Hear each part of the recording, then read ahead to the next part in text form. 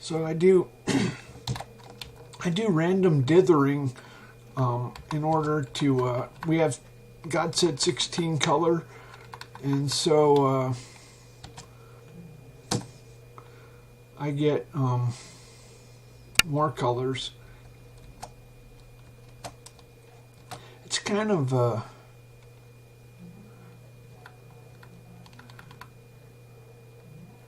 I'm a little bit is this it? No.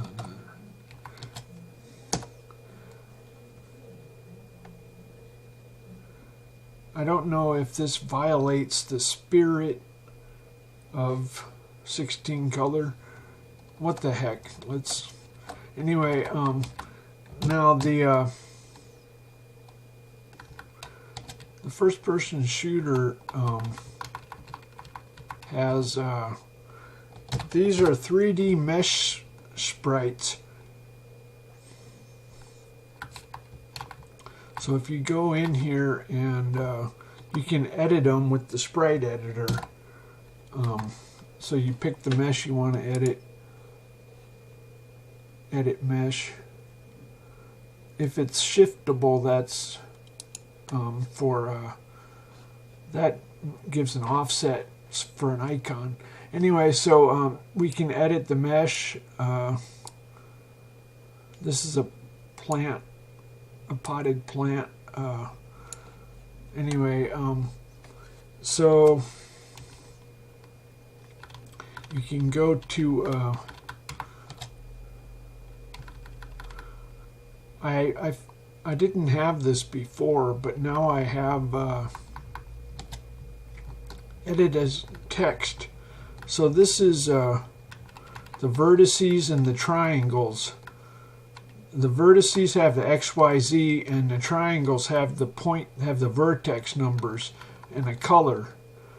So you could we store them as binary, but you could store them as text now. Then you can do some magic with the text editor.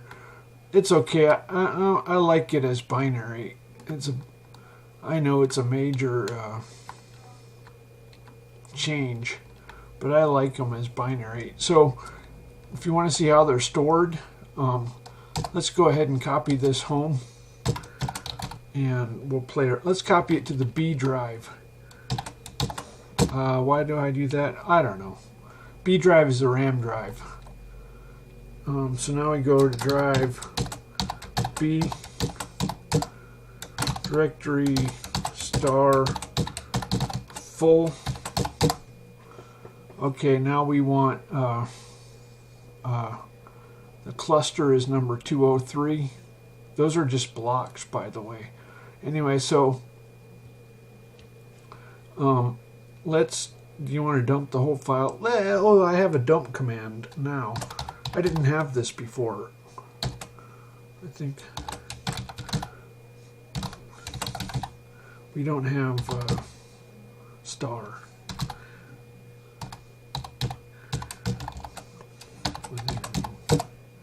Okay, so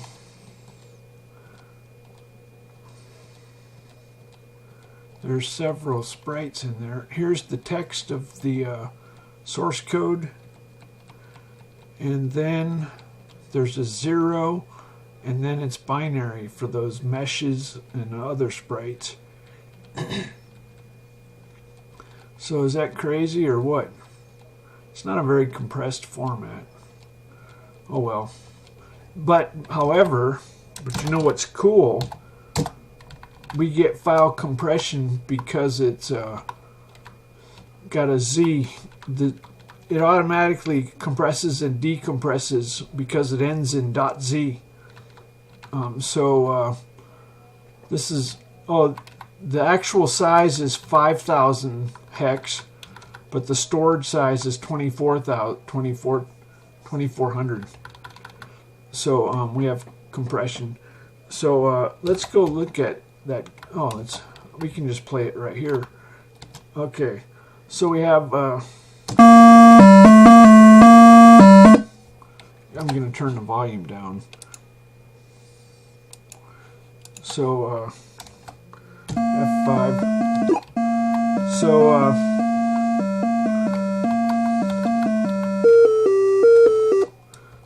my bucket list was to make a kernel, to make a compiler, to make a first-person shooter, and on my bucket list was to make a flight simulator. Anyway, so I did all of that. It's kind of crappy, but this is an 8-core flight simulator.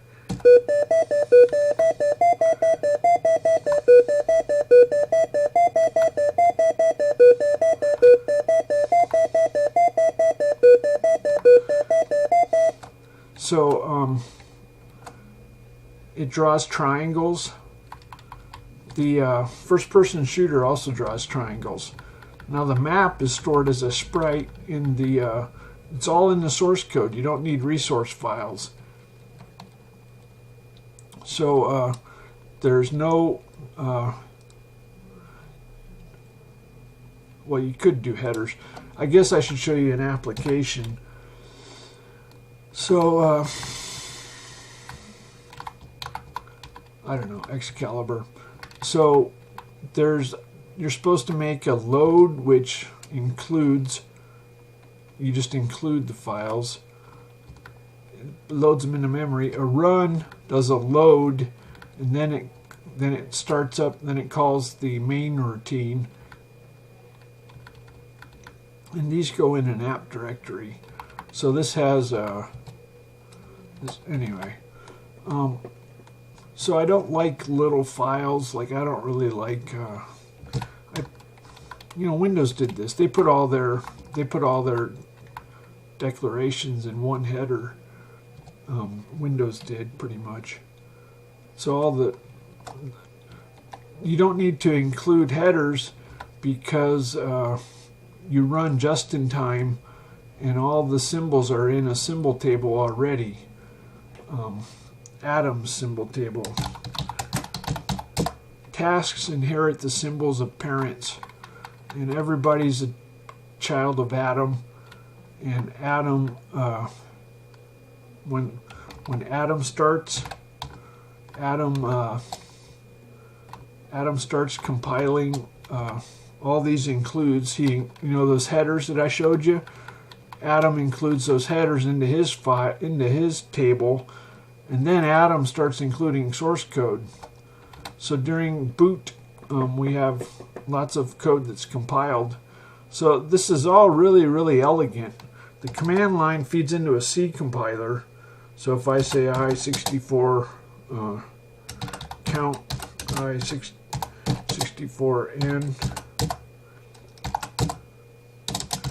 I64I, for I equals 1, I less or equal n, I plus plus. Printf is just a string by itself. So it compiles incrementally. So if I say unassemble function, or if I say unassemble address count, there's the source code. It compiles it immediately. Now I can say count to 10. Any statement outside of a function executes immediately. A function gets compiled as soon as it's finished and stored in. These are how do I do this? Minus R.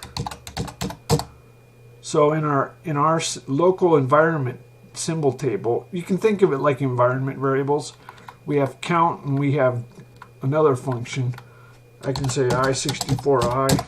I just made a global variable, and so the command line feeds into a C compiler function by function, and if it hits a statement 1 plus 2, it compiles it immediately. We got 3. Let's say C trace this 1 plus 2. That, watch, if we say I equals 6, so it assigned to the global variable I. Now if we say I, it fetches the global variable I, it puts it in AX, or we can say count to 10. It count to 1. I meant to say count to 10. So we push 10, we call the function, and then we return. So that each task has a symbol table. Each task has a code heap and a data heap. And when it boots, it starts in the bootloader. Starts in the master bootloader. Then it goes to the partition bootloader. Partition bootloader is real mode. And at the bottom of the partition bootloader, it loads the kernel.bin and jumps to it.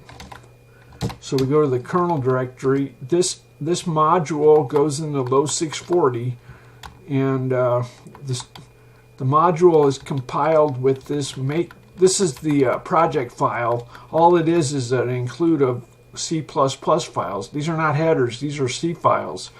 You don't have a linker. The KStart is they're put in the same order. They're compiled function by function, kind of the same. No, are they? Yeah, they are.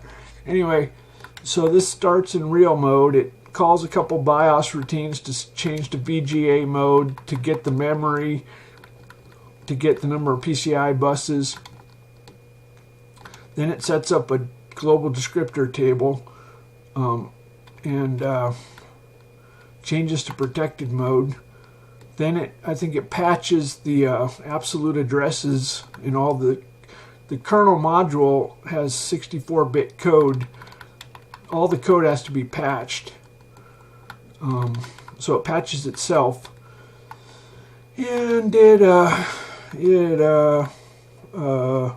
sets up a heap for Adam. Adam is the father of all tasks, like Adam and Eve.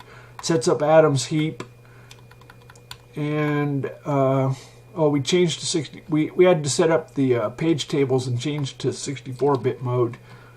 We changed to 64-bit mode. We set up the page tables in here. It identity maps everything, so it's just like paging is not used. And then it jumped to the kernel end. This is the main. You could call this the main routine, I guess. Except anyway, so it calls a bunch of initialization, and that it loads the compiler when it gets up and running, and it has. So this is in 64-bit mode. It's not using the BIOS to load the compiler. Then once it has the compiler, it executes the file Atom in the root directory, and so the Atom task is now behaving like a normal task, and it's executing this code. It includes this. By the way, in order to run a task, in order to run a file, you include it. So if I want to say, well, remember it's going into a C compiler. It's a little, that time's an instruction. It's a long, well, that's, the instruction took, oh, we have the, we're still tracing the compile output.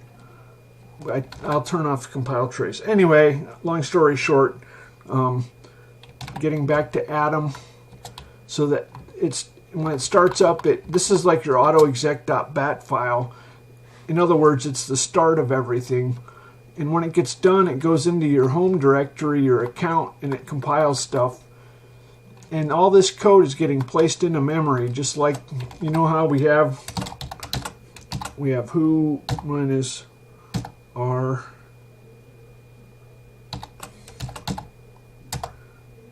Okay, so we collected a little bit more information. We compiled this a minute ago. So all basic. Now, if you want to see all of Atom's symbols, This is both. These are all the symbols in Adam's table. So we ran out of buffer room. We can say doc max,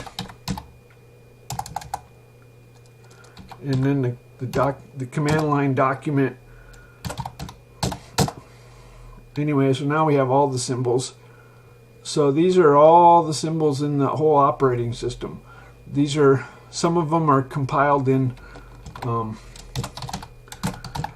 the operating system is 100,000 lines limit. We're at 80,000 lines right now. The kernel is 25,000. It's kernel.bin. The compiler is 20,000. It has an assembler and an unassembler, and a compiler is 20,000. And then Atom is this is compiled during boot. If you want to see it boot, I can do that right now. I'm editing the Atom file, and I'm going to tell it to turn on echo. And now I'm going to do a reboot. Here's my master bootloader. I'm going to boot C. And this is all the code that's compiled by Atom during boot. I tried to do as much as possible. It's only it's about half and half. There's kernel.bin is 30,000, compiler is 20,000, and the Atom directory is another 35,000. Is that what it is? So it compiles on a good in VMware, it compiles 100,000 lines a second. So 35,000, well, I guess it takes half a second to compile 35,000. So that's during boot. I'm gonna go turn that off. The reason it's not just echo is because echo is not in the symbol table yet. Echo's not in the symbol table. Anyway, so it's all elegant the way it works. Now Atom, when he's in this boot process, the last thing he does is Atom sys out of your home directory, and if there's not a file in your home directory, it checks the parent, but we do have a file. And this starts up 2 tasks. This causes 2 user tasks. You'll notice when it boots we have 2 terminals. That's controlled by this routine right here. I can get rid of, watch, I'll make it just do 1 terminal. Except, is it going to crash? That would be interesting. Okay, now I'm going to reboot and do, now we have just 1 terminal. So we could do 3 terminals. We could do no terminals. So it initializes the autocomplete. Watch, I think we can disable this. The autocomplete is this window right here. I have a fast reboot that doesn't go to the BIOS. It's a little bit faster. Now we don't have the autocomplete. So the autocomplete lets you jump to source code. It's very nice. That's your anyway. So that's an introduction.